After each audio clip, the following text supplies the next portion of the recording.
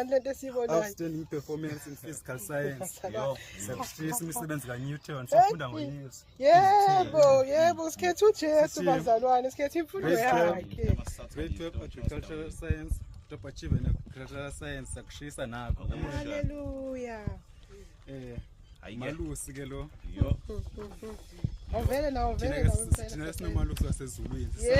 Yebo. Amen. Kuyasha nakho.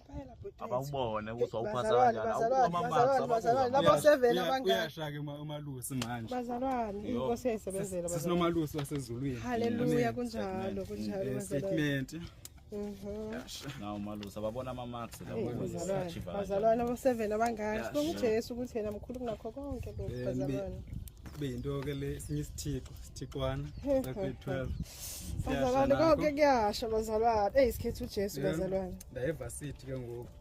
Le certificate seba top achiever university kwi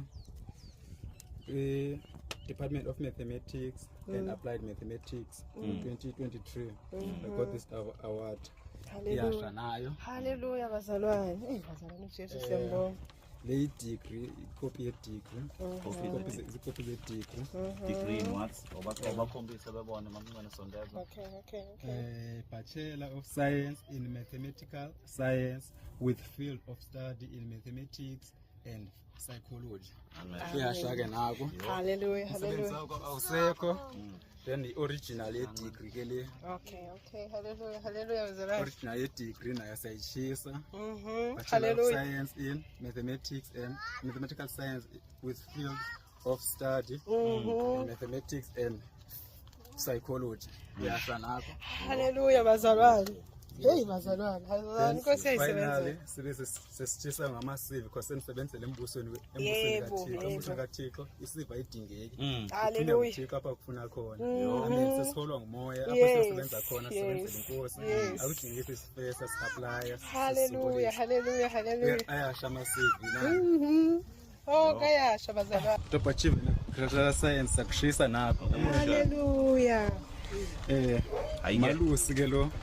Kade ngibona ama-videos lana with regards to uNolwazi naye uma wakhe bekade ekhala esho uNolwazi makabuye abamazi ukuthi ukuphi uhlala kude konke nje lokho uyayibona leyo nto nangoke futhi nangu lo mfana naye ushisa ama-degrees akhe konke lokho uthi naye is leaving behind yonke into and ufuna ukulandela uJesu Kristu and ahlale nabantu baphile from umhlaba nje yonke nje leyo nto uyabona.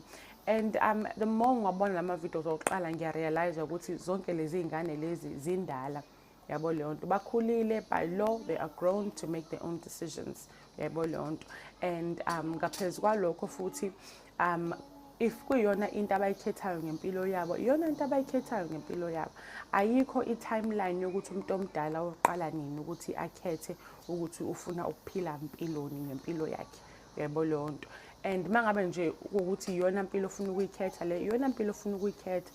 Does it seem strange to us esihlala ko town esihlala wekhona we are chasing ama corporate leaders sifuna ukuba onurse sifuna ukuba odokotela sifuna ukuba ama lawyers? It does seem strange because thina we are choosing impilo ye corporate ukuthi ufuna ube manager we are choosing leyo mpilo le mpilo lesikhethayo. Bona they are choosing nabo le yabo impilo ukuthi bahlale on the mountains balime baphile from umhlaba and be close to Jesus Christ bathandaze worship babe around amanye ama Christians iyona impilo abayikhethayo nabo lena abayifunayo for impilo zabo. Engakusho nje mina with regards to i-community yabo nje ukuthi ngiyathandaza ukuthi uNkulunkulu ukhona phakathi uJesu ukhona we fingerprint ekhona ngempela kulento abayakhayo because if ekhona phakathi ayikho into engayibhidliza izoqhubeka nje ikhule ibe yinhle and ingane eziningi ngempela they can be saved from lempilo lena esesikhohluse yona ukuthi mase lokho sijaha izinto ezinganamsebenzi. Baningi abantu abaka corporate abagula ngamakhanda ama debts ala yonke into la umuntu akazi ukuthi ukhokhela kanjani imoto umuzi ukusustain a certain lifestyle. Baningi abantu abafayo ngenxa yokuthi this is too much, umuntu ashawe stroke, stress, umuntu afe. So if abantu are choosing ukuthi bangaziboni in that situation, that they are detaching from impilo le esesidesignelwe abanye abantu abafuna ukuba rich on the backs of abanye abantu, then iyona decision abafuna ukuyenza. And angiboni mina into wrong ngakho, because akidnap ingane, yebo leyo nto. But masithandaze nje ukuthi kulento abayenzayo uJehova umvelinqange umdali wethu ukhona phakathi kulento abayenzayo, and bangamgudluzi, benze sure futhi ukuthi ukhona, because usathane ngeke azayithande lento abayenzayo. And the reason why ngeke ayithande lento abayenzayo usathane is because if belapha baphila impilo enjena esondelene noNkulunkulu, then meaning ukuthi lo muntu eqalile usindisa a lot of souls and a lot of generations, yabo. Baningi abantu that detach from umhlaba, baningi abantu abanye bayadetach, not even chasing Christ, simply just detaching, but I've had enough of yonke lento yetifiketi, amaloni, amabonzi, and then they disappear. In Japan, people disappear because they've had enough of the rat race yempilo. They've had enough. So ma ukuthi bona laba ba decide ukuthi ba share behind izinto thina that abantu abaningi see as valuable, bahambe bophila a simple life. Angiboni mina into wrong, and maybe majority abantu bangaphikisana nami, and that's okay, but ngowami nje umbona angiboni into wrong. Abanye bayasho ukuthi uma wakhe unolwazi uyakhala njalo as umzali nami, you can imagine ingane yami yenze something ingazange izingitshele ivele inyamalale ngithuke, angayidiscuss nokudiscussa nami, yabona nje ngingaxakeka nami.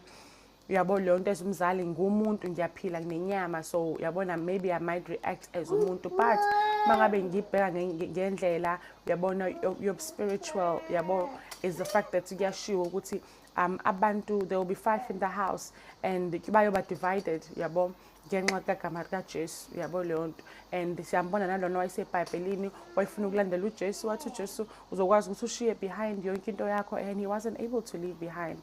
So I don't know, yabo, I don't know ngempela, but ke seningangazisa ke maybe khona maybe enikubonayo enikwaziyo, maybe mina ngingakwazi, yabo leyo nto, maybe ongekho right, but masithandaze nje ukuthi kulokho abaqalayo uNkulunkulu makabe i-front and center, because you can never go wrong ever if Jesus is there. You can never go wrong. I am so angry. I just saw a video of this young man burning all his certificates for Jesus. I don't know if I'm mad or I'm confused or I'm just like not okay right now, because buloy ibani lo benzayo. Abanye bayeka imisebenzi, abantu bayeka ikolo, baya retreata for Jesus. Guys, hi bo.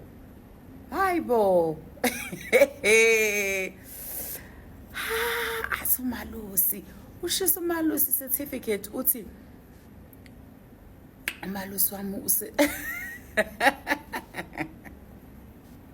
niya lawyer. Hello Mzansi, welcome to Mgosi waseMzansi. If today is your first time visiting this channel, please do the right thing and click the subscribe button. Kunama video la circulator kwelapha enkundleni yokuxhumana yabo bhudi nabo sisi labashisa ma certificates abo, matric certificates, ma reports, ma awards, konke nje lokho.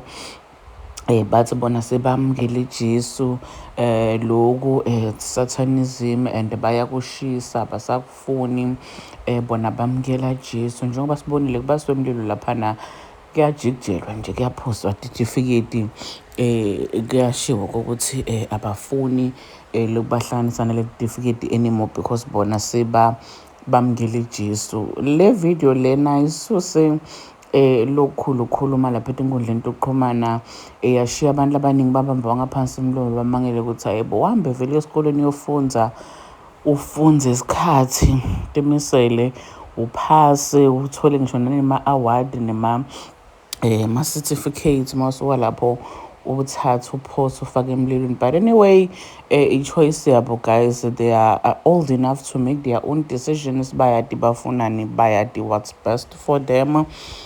let's hope angeke baze batisole. Do comment your thoughts down in the comment section. Don't forget to hit the notification bell. I'll see you on the next one. I'm signing out. So goodbye.